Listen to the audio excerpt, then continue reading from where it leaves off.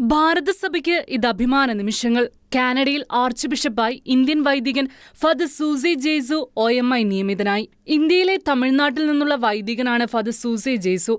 2026 ജനുവരി 26 കാനഡയിലെ കീവാറ്റിൻ ലേപ്പാസ് അതിരൂപതയുടെ ആർച്ച് ബിഷപ്പായി വൈദികൻ അഭിഷിക്തനാവുകയും അതിരൂപതയുടെ അജപാലന നേതൃത്വം ഔദ്യോഗികമായി ഏറ്റെടുക്കുകയും ചെയ്തു.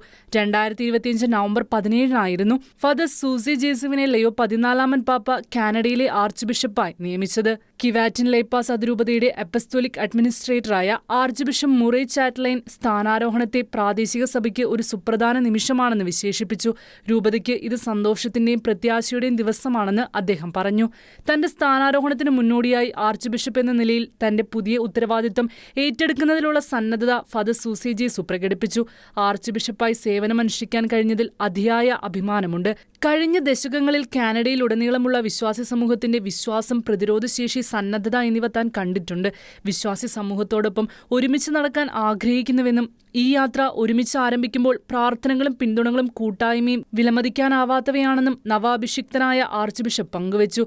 ഫാദർ സൂസെ ജെയ്സു OMI 1971 മെയ് 17 തമിഴ്നാട്ടിലെ പുഷ്പവാനത്തിൽ ജനിച്ചു. 2000 ജൂലൈ 27 തമിഴ്നാട്ടിലെ കാഞ്ചീപുരത്തുള്ള ഇമാക്കുലേറ്റ് ഹാർട്ട് ഓഫ് മേരി പള്ളിയിൽ വെച്ച് മദ്രാസ് മൈലാപ്പൂർ അതിരൂപതയിലെ ആർച്ച് ബിഷപ്പ് ലോറൻസ് പൈസിൽ നിന്ന് പൗരോഹിത്യം സ്വീകരിച്ചു.